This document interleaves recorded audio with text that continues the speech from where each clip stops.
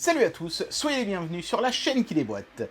Souvenez-vous, l'année dernière, nous avions testé cette superbe Gravastar Mars.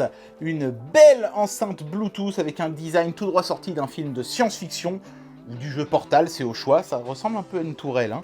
Et c'était juste un super beau produit, quoi. C'était pas l'enceinte qui avait le meilleur son que j'ai jamais entendu, mais c'était clairement la plus belle enceinte Bluetooth que j'avais jamais testée sur cette chaîne. Elle était faite avec des super beaux matériaux, et puis surtout, elle avait vraiment un look d'enfer.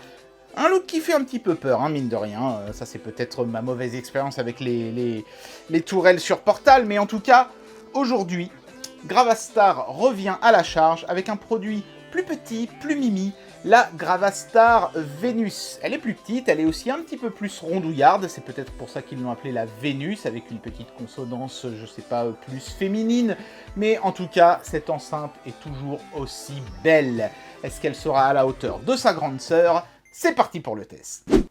Gravastar en a fait du chemin depuis la première enceinte qu'on avait testée ensemble. D'abord, la première enceinte qu'on avait testée ensemble, à la base, s'appelait juste la Gravastar. Maintenant, elle s'appelle la Gravastar Mars. Au fur et à mesure du temps, ils ont amené plusieurs coloris au produit ainsi que des accessoires, notamment une base de recharge sur laquelle on vient poser l'enceinte pour la recharger ou pour s'en servir en continu sur le secteur, ça c'était pas mal. De tels accessoires seront également disponibles pour la Vénus, hein, vous irez voir sur le site, hein, les liens sont dans la description de la vidéo, vous verrez qu'il y a des plateformes de recharge de prévues aussi, mais au moment où ils m'ont envoyé ce produit-là, là j'ai vraiment un des tout derniers prototypes, on est encore en pleine campagne Kickstarter au moment où je reçois ce produit dans ma boîte aux lettres, les accessoires n'étaient pas encore disponibles, ils n'étaient pas encore fabriqués, donc ils n'ont pas pu me les envoyer pour que je vous les montre, mais ils seront disponibles au moment où la campagne Kickstarter sera achevée. Voilà, ce qui doit d'ailleurs certainement être le cas au moment où je fais cette vidéo. Vous irez voir les liens dans la description de la vidéo, encore une fois. Voilà, donc sinon, à part ça, on garde toutes les fonctionnalités de la Gravastar Mars, à l'exception de la prise jack. Plus moyen de se servir de cette enceinte comme d'une enceinte filaire. Mais vu qu'elle est plus petite, qu'elle a un gabarit plus compact, je pense que c'était cohérent de faire comme ça. Allez, on va tout de suite procéder au déboîtage. Elle est superbe la boîte, hein, avec son côté un petit peu fin du monde, dystopique, etc. Très très beau, hein, très science-fiction, vraiment magnifique. Ça s'ouvre et ça se ferme magnétiquement. Regardez-moi ça si c'est pas joli, on se croirait presque dans un comic books américain, c'est superbe. On a un premier compartiment ici qui contient la notice d'utilisation, qui est très simple, hein, ça vous explique surtout où se situent les boutons et qu'est-ce qu'ils font. Ça reste une enceinte Bluetooth, hein, de base. Ici, de l'autre côté du compartiment, on a le câble de recharge, qui est de belle qualité, qui est en revêtement tissu, voilà, et qui est en USB type C. Le câble est coudé parce que le connecteur de recharge se trouvant sous l'enceinte et l'enceinte étant assez petite, il ne fallait pas que le câble gêne. Vous pourrez écouter de la musique tout en rechargeant le produit, ça a été prévu. Ensuite, on tombe directement sur le produit en lui-même, voilà. Et c'est tout. Donc on va regarder le produit de plus près maintenant. Comme avec le précédent produit de chez Gravastar, c'est sur le design que tous les efforts ont été faits. Et c'est super réussi. On dirait un petit peu une sorte de robot grenouille, je trouve, avec ici une grande bouche, des yeux ici et des oreilles ici. Les yeux, ce sont des boutons Power et Bluetooth. Et ici, on a les boutons de réglage du volume sur les oreilles. Et puis alors, la majeure partie de l'enceinte est en métal, c'est un alliage, hein, vraiment super beau. D'un côté avec une peinture brillante et de l'autre avec une peinture mate, c'est magnifique. Le jeu de texture et de jeu de lumière, de reflets, tout ça est vraiment topissime. Le petit logo Gravastar métallique ici sur le devant. Et à l'arrière, on a le fameux radiateur passif pour que les basses puissent s'exprimer. On va regarder ça dans un instant en détail. À l'arrière, la seule prise de l'enceinte, c'est la prise de recharge en USB type C. Notez que les pieds, contrairement à la Gravastar Mars, ne sont pas articulés, mais ils sont toujours en caoutchouc pour un bon petit support. On va allumer le produit et voir un petit peu ce que ça donne quand il est sous tension. Et alors, nous allons mettre le produit sous tension et observer ce qui se passe quand on appuie sur le bouton ici. Ready to pair. Bluetooth connected. Voilà, donc on a toujours cette belle voix suave qui nous indique ce qui se passe, donc au moins comme ça on n'est pas paumé. Et on peut voir ici que la bouche du produit s'est éclairée en bleu. C'est le seul effet de lumière de tout le produit, hein. Il n'y a pas d'autres voyants, enfin si, il y a deux petits voyants ici qui indiquent la connexion Bluetooth et l'alimentation. Mais c'est tout. À part ça, donc l'effet lumineux qui était un petit peu sur toute la surface de la première Gravastar ne sera que sur l'avant de celui-ci. Par contre, petit point sympathique qu'on n'avait pas sur la précédente Gravastar, on peut changer la couleur en faisant un appui sur volume plus et moins simultanément. Hop, on passe en rouge.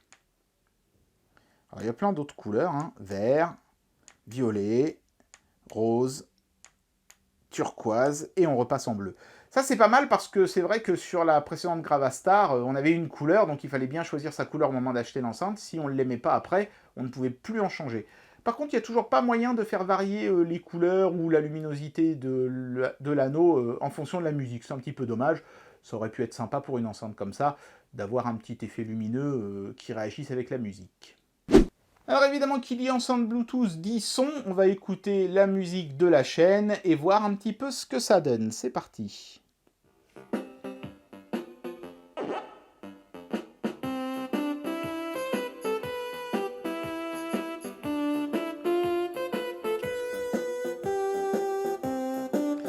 Là, je suis à fond sur la tablette. C'est propre, ça sature pas. Alors je vais essayer de me mettre à fond sur l'enceinte aussi.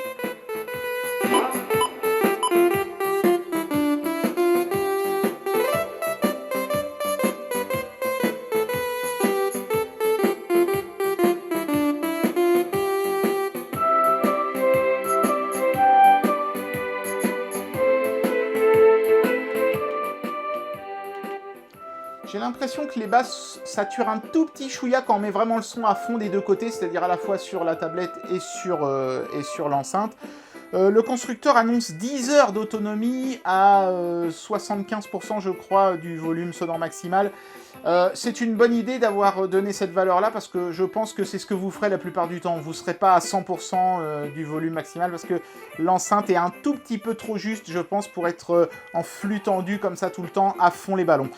Mais à 75%, le son sort super propre. Je dirais peut-être que ça manque un petit chouïa de médium. Peut-être que les basses sont un peu trop omniprésentes. C'est un son qui plaît en général aux jeunes, hein, quand il y a plus de basses, quand les basses sont un petit peu prédominantes sur le reste.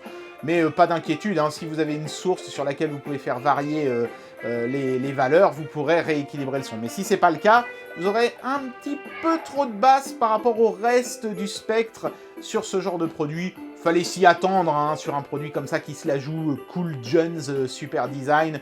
Ils ont mis un son qui allait avec le design, donc un son qui plaît aux jeunes. Si vous êtes mélomane et que vous voulez du son super équilibré, ce ne sera pas le produit pour vous. Si vous voulez un son qui pète et qui déchire, je pense que là vous serez content. Eh bien voilà, j'en arrive à la conclusion de cette vidéo et je vais vous donner mon avis sur ce produit.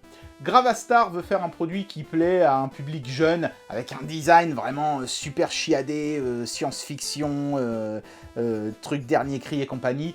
Donc je pense que vraiment c'est le public ciblé, et c'est la raison pour laquelle le son qui a été pré-réglé à l'usine par Gravastar est un son plutôt comme ça pour de la musique de jeunes, quoi. Si vous écoutez du Mozart ou du Beethoven avec ça, vous allez entendre le petit déséquilibre qu'il y a au niveau des basses, et ça risque de vous déplaire. Mais si vous êtes du genre à écouter de la techno, je sais pas moi, du rap, ou même du métal, c'est une enceinte qui devrait vous plaire parce qu'elle a un son qui percute fort, quoi. Et je pense que c'est un petit peu la tendance actuelle.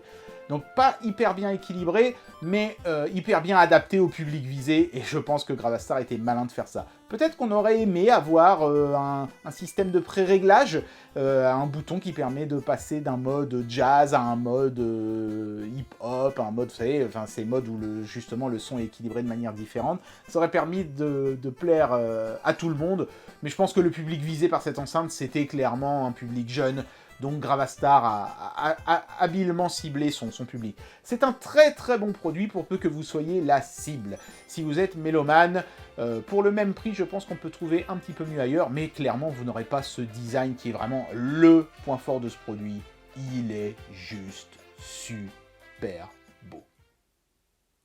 Et bien voilà, c'était le test de la Gravastar Venus. Clairement, c'est sur le design que se fera votre avis sur ce produit. Moi, le mien est fait. Cette enceinte, elle est juste trop belle dans un setup gaming. C'est juste ravageur. J'espère que cette vidéo vous aura plu. Et moi, je vous dis à très bientôt pour un prochain test. Allez, tchuss!